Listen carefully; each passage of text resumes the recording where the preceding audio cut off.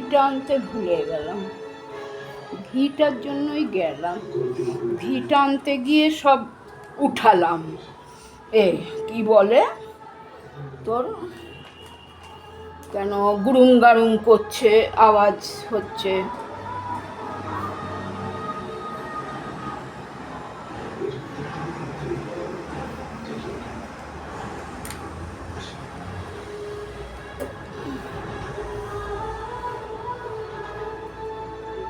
খাওয়ার জন্য আসলাম, যদি ঝপঝপ করে নেমে যায় বৃষ্টি তাহলে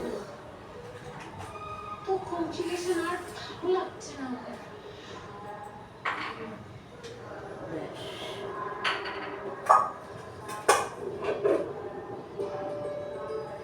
কিরে কতবার মা ডাকছে শুনতে পাচ্ছিস শুনতে?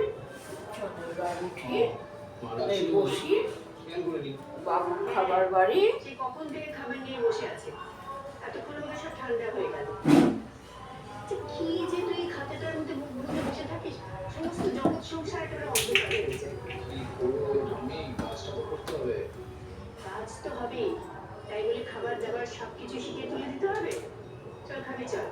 তোমরা খেয়ে নাও ঠাম্মি, আমাকে এক্ষুনি সবকটা ভালো করে হিসেব কমপ্লিট করতে হবে। কোনোদিন যদি একটা ঠিকঠাক কাজটা ঠিক সময় করতিস। একটু পরে সব শুনছি ঠাম্মি, প্লিজ আপনি এত বড় করো না। আমাকে তবে আবার প্রথম থেকে হিসেবটা করতে হবে। যেটা আনতে বলেছিলাম এনেছিস? এই ছেলে, আমি যেটা চেয়েছিলাম সেটা কই? চেয়েছি, কি চেয়েছিলাম নাকি? কি ছেলে রে তুই? তোর একমাত্র ঠাম্মি তোর কাছে একটা জিনিস চাইলে তুই ভুলে গেলি? বললাম না আমার মশলা বাক্সটা নষ্ট হয়ে গেছে, একটা নিয়ে আসবি।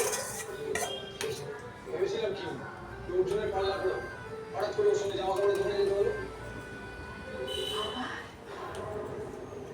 আবার সেই অর্জুন, আবার তুই সেই চাকরিদের সঙ্গে গা ঘষাঘষি করছিস? ঠাম্মি কতবার বলেছি তোকে, কতবার এক কথা বলা যায়? আমার ভালো লাগে না সমু, এভাবে তুই ওদের সঙ্গে বাবুটাকে দিয়া একদম ভালো লাগে না। মুসাইবি কেন বলছেন? আমি আর লোকজন তো একদম ছোটবেলা থেকে বলি।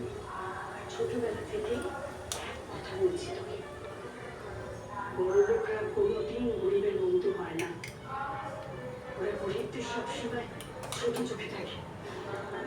ওদের ফ্যামিলিটাকে একদম সহ্য করতে পারে না বলতে। আমি বরাবর দেখেছি যখন ওদের কথা বলতে কিছু তোমাকে অনেকবার জিজ্ঞেস করেছি যে কি হয়েছে, তুমি উত্তর দিচ্ছ। তুমি যদি কিছু না বলো তাহলে আমি বুঝবো কি? বাবু সে তুমি বুঝবে না দাদু ভাই, আর তো কিছু কাজ নেই। আমি নিজে যে জিনিসটা করতে চাই তার জিনিসটা আমি তোমার মাথায় দিতে চাই।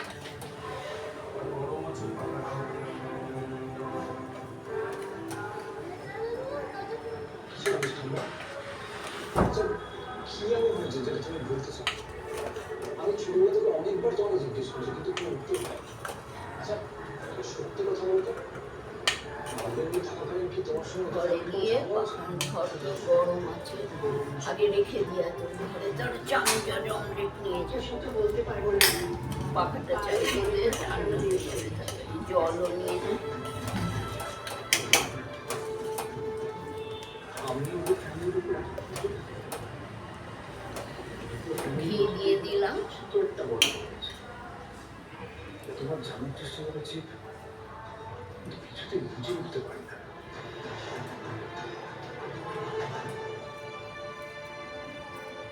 সেদিনের অনুষ্ঠানে আমার যাওয়া হয়নি, কিন্তু আমার বৌমাদের মুখে শুনেছি আপনাদের মেয়ে ভারী চমৎকার নাচে। ওরা তো বাড়ি থেকে ধন্য ধন্য করছিল। অবশ্য শুধু বৌমাদের কথা বলে ভুল হবে, আমার নাচবাবু খুব প্রশংসা করেছে। ছোট থেকে নাচে খুব ইন্টারেস্ট, ক্লাস 1 থেকে নাচ শিখছে। স্কুলে যাক না যাক স্কুলেও যেতে হবে, তাই না বলো? আমার বাড়ির সাথে সবাই তো ওর নাচের খুব ফ্যান। সেদিন প্রোগ্রামে আমরা সবাই চলে গিয়েছিলাম। নিজেদের মেয়ে বলে বলছি না, কোনো তো ম্যাচিউর ডান্সার কম যায়। তবে দেখুন এই নাচের জন্য কিন্তু আমাদের সঙ্গে যোগাযোগটা হয়ে যায়। অসীমের নাচটা বলেই কিন্তু আমাদের অর্জুন সেদিন তোকে দেখে পছন্দ করে ফেলতে পারে। ছোটবেলা থেকে না কত কাপ কত ভেবে দিতেছে আমাদের মেয়ে, তার কোনো হিসেব নেই। সব একদম সাজিয়ে গুছিয়ে যত্ন করে রেখে দিচ্ছে। হ্যাঁ, ও প্রচুর প্রাইজ পেয়েছে। পাড়ার কোনো প্রোগ্রাম হোক, স্কুল কলেজ ইউনিভার্সিটি যেখানে যা প্রোগ্রাম হোক ও নাম দিবেই, তাই না? বাহ, অঙ্কাবুঝি তো দেখছি খুব গুণী মেয়ে। বেশ ভালো দেখা। দেখতে হবে তো। হ্যাঁ, সেই না তুই তো সমন্বয় একটা। আমি তো বানাতে বেশি বেশি শিখি না। দেখুন ছেলে মেয়েদের সাকসেস তো তাদের একার না, তাদের পরিবার তাদের পাশে থাকবে, তাদের সহযোগিতা করবে, তাদের উৎসাহ দেবে, সবই তো তাদের ট্যালেন্ট বিকশিত। মানে এগুলো সবাই সমান। আর এই তো অর্জুন এসে গেছে। বাবার বন্ধু তোদের কথা হয়ে গেল না, মানে নিজেদের কথাগুলো পরিষ্কারভাবে নিজেরা বলে দিয়েছিস তো? এই তুই চুপ কর তো। এসো দাদা ভাই বসো। বেশ হবে তো আলাপ হলো। একদিনে কি সব কথা বলা যায়? দুজনের এখনো কত কথা জমা আছে। আর তাছাড়া সারা জীবনের বোঝাপড়া। সেটা আর একদিনে হয়, বুঝতে তো একটু সময় লাগবে। দাদু ভাই, ওই একটু একটু করে সব কথা বলা হবে, কি তাই তো? হ্যাঁ?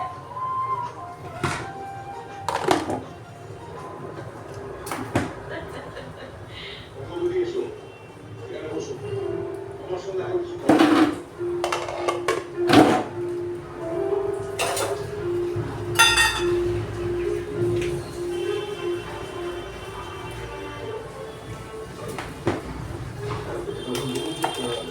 ভবিষ্যৎ নিয়ে নতুন কিছু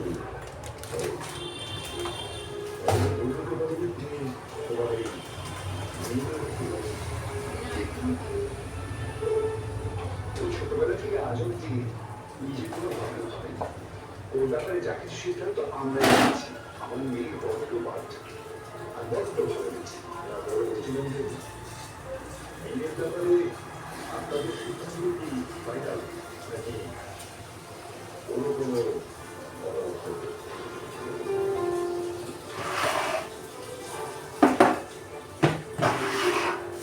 তুমি তো ওকে একটু জেরা করছো। ও কি সত্যি সত্যি নার্ভাস হয়েছে?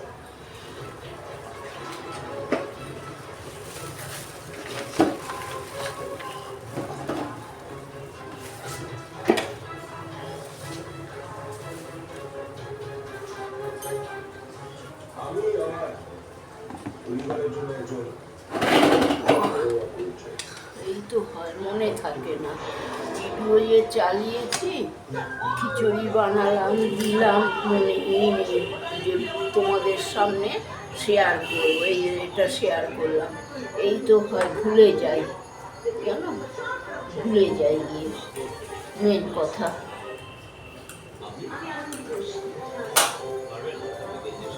চেষ্টা করে দেখি না স্যার।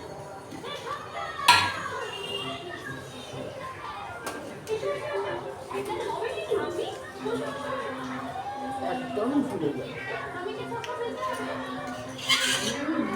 তাও আবার কম ওঠে নুন, যাই হোক ভাই।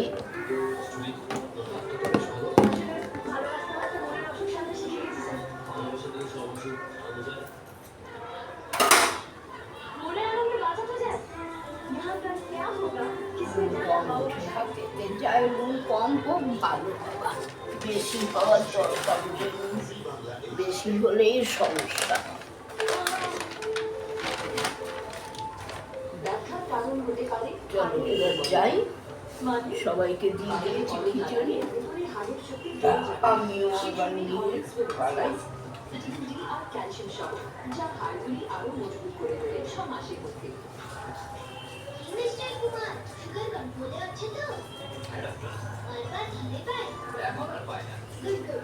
Keep it up. আমার মতো আপনিও ভরসা রাখুন শুধু কেটে প্রমাত্র এনশোর কবে করেছিলাম পুঁই শাক চিংড়ি মাছ দিয়ে তরকারি, এক সপ্তাহ 1.5 সপ্তাহ হয়ে গেল। লাস্টের সেইটুখানি অবশিষ্ট ছিল, কেউ খাচ্ছে না। আমি আবার যখন করি তখন খাই না, কারণ আমার সমস্যা আছে অ্যালার্জি। চিংড়ি মাছ বলো, পুঁই শাক বলো, কুমড়ো বলো, বেগুন বলো, খাই না। কিন্তু এখন এই একটুখানি বেঁচে গেছে, লাস্ট ফিনিশিং, ফেলে দিতেও তো কষ্ট লাগে। ওই অ্যাবিল খেয়ে নেবো, চুলকাবো আর খেয়ে নিলাম, ফেলার থেকে খেয়ে দিয়ে হেগে মুখে মরি। আর হয় পায়খানা হবে, নাহলে বমি হবে।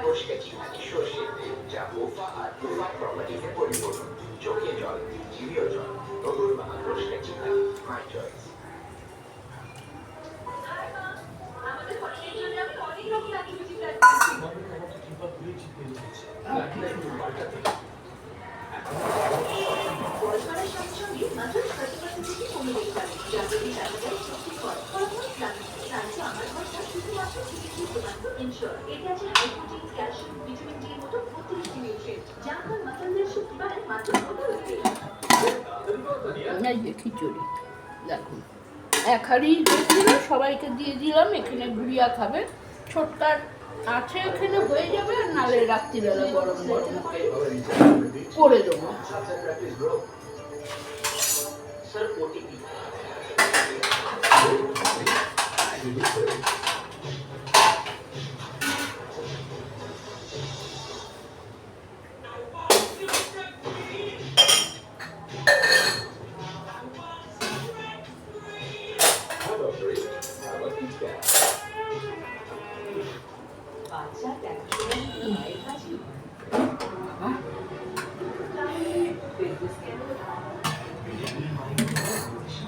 দিলাম, বাবুকেও দিয়ে দিলাম খিচুড়ি, নন্টে বাবুকে।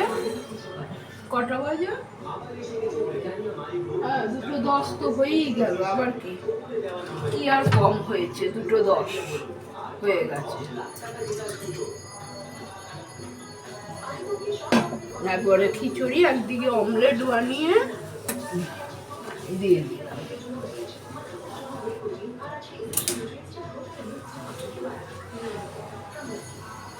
Mr. Kumar, good, ভালো আছে তো? Keep it up. শুধু ওই তরকারিটা খেলাম, কি করবো, ফেলে দেবো? এই মনের দুঃখে খেতে হয়, আর কিছু না। এবার ওই লুচি খাওয়া হয়েছে, ওই ডাল একটু রয়েছে। আমার তো আবার লাগে না, কি বলে, তরকারি দিয়ে খাই না, চায়েতে ভিজিয়ে রুটি খাই, এই হলো ব্যাপার।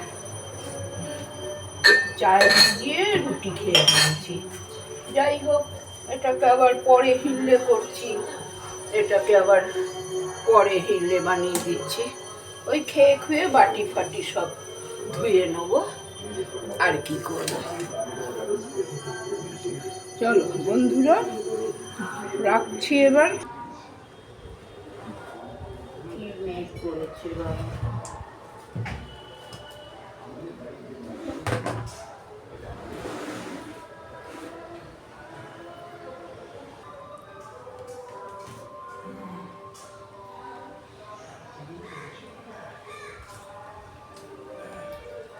ভালো হয়েছে।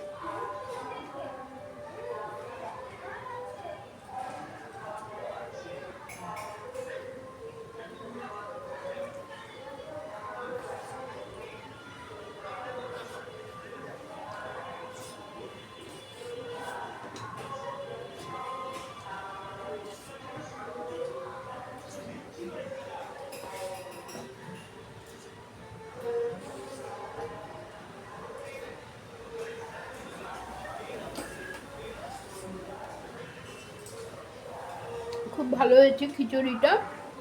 যাই হোক, কিন্তু গোবিন্দ চাল আনলাম 100 টাকা দিয়ে 1 কিলো। দুঃখের বিষয়, কোনো গন্ধই নেই চালের। দত্তদার দোকানে গিয়ে বলবো, আর বলেই বা কি। বন্ধুরা, আবার পরে আসছি। হ্যাঁ।